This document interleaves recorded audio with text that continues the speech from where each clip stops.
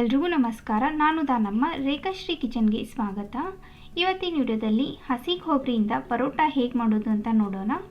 ನೋಡಿ ಎಷ್ಟು ಸಾಫ್ಟಾಗಿ ಬಂದಿದೆ ಅಂತ, ಹಾಗೆ ಅಷ್ಟೇ ಟೇಸ್ಟಿಯಾಗಿ ಕೂಡ ಇರುತ್ತೆ. ಬನ್ನಿ ಹಾಗಾದರೆ ಹೇಗೆ ಮಾಡೋದು ಅಂತ ನೋಡೋಣ.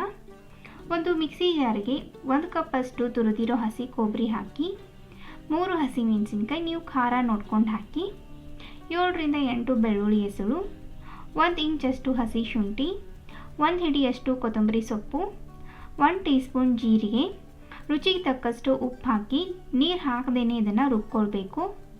ನೋಡಿ ಈ ರೀತಿ ಇದನ್ನು ರುಬ್ಕೊಂಡಿದ್ದೀನಿ. ಈಗ ಸ್ಟಫಿಂಗ್ ರೆಡಿ ಇದೆ. ಇದನ್ನು ಒಂದು ಬೌಲ್ಗೆ ಟ್ರಾನ್ಸ್ಫರ್ ಮಾಡಿ ಇಟ್ಕೊಳ್ಳಿ. ಈಗ ಪರೋಟ ಲಟ್ಟಿಸ್ಕೊಳ್ಳೋಣ. ನಾನಿಲ್ಲಿ ಮುಂಚೆನೇ ಗೋಧಿ ಹಿಟ್ಟು ನಾದಿಟ್ಕೊಂಡಿದ್ದೆ. ನಾವು ಚಪಾತಿಗೆಲ್ಲ ಯಾವ ರೀತಿ ನಾದ್ಕೊಳ್ತೀವೋ ಅದೇ ರೀತಿ ನಾದಿಟ್ಕೊಂಡಿದ್ದೀನಿ. ನಿಮಗೇನಾದರೂ ಚಪಾತಿ ತಿಂದು ಬೇಜಾರಾಗಿದ್ದರೆ ಈ ರೀತಿ ಪರೋಟ ಮಾಡ್ಕೊಳ್ಳಿ, ತುಂಬಾ ಟೇಸ್ಟಿಯಾಗಿರುತ್ತೆ. ಈ ರೀತಿ ಉಳಿ ಮಾಡಿಕೊಂಡು ಸ್ವಲ್ಪ ಗೋಧಿ ಹಿಟ್ಟು ಹಚ್ಚಿ ಪೂರಿ ಸೈಜಲ್ಲಿ ಲಟ್ಟಿಸ್ಕೊಂಡು ಮಾಡಿಟ್ಟಂಥ ಸ್ಟಫಿಂಗ್ ಹಾಕಿ ಈ ರೀತಿ ಅದನ್ನು ಕ್ಲೋಸ್ ಮಾಡ್ಕೊಳ್ಳಿ. ಹಾಗೆ ಕೈಯಿಂದ ಈ ರೀತಿ ಸ್ವಲ್ಪ ಪ್ರೆಸ್ ಮಾಡ್ಕೊಳ್ಳಿ.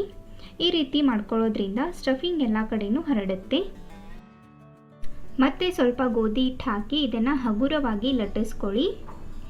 ಸ್ವಲ್ಪ ಮೀಡಿಯಮ್ ದಪ್ಪ ಲಟ್ಟಿಸ್ಕೋಬೇಕು. ನೋಡಿ ಈ ರೀತಿ ಲಟ್ಟಿಸ್ಕೊಂಡಿದ್ದೀನಿ. ಇದೇ ರೀತಿ ಎಲ್ಲ ಪರೋಟನೂ ಲಟ್ಟಿಸ್ಕೊಳ್ಳಿ. ಈಗ ಪರೋಟ ಬೇಯಿಸ್ಕೊಳ್ಳೋಣ. ನಾನಿಲ್ಲಿ ಮುಂಚೆನೇ ತವಾ ಕಾಯಕ್ಕಿಟ್ಟಿದ್ದೆ.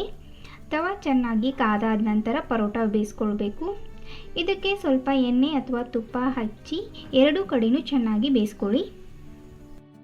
ಗ್ಯಾಸ್ ಫ್ಲೇಮ್ ಮೀಡಿಯಮಲ್ಲಿಟ್ಟು ಇದನ್ನು ಬೇಯಿಸ್ಕೊಳ್ಬೇಕು. ಇದೇ ರೀತಿ ಎಲ್ಲ ಪರೋಟನೂ ಮಾಡ್ಕೊಳ್ಳಿ. ನೋಡಿದ್ರಲ್ಲ ಎಷ್ಟು ಸುಲಭವಾಗಿ ಮಾಡ್ಕೊಳ್ಬೋದು ಅಂತ. ಬೆಳಗಿನ ತಿಂಡಿಗೆ ಅಥವಾ ಮಕ್ಕಳ ಲಂಚ್ ಬಾಕ್ಸಿಗೆ ಮಾಡಿಕೊಡಿ, ತುಂಬಾ ಇಷ್ಟಪಟ್ಟು ತಿಂತಾರೆ.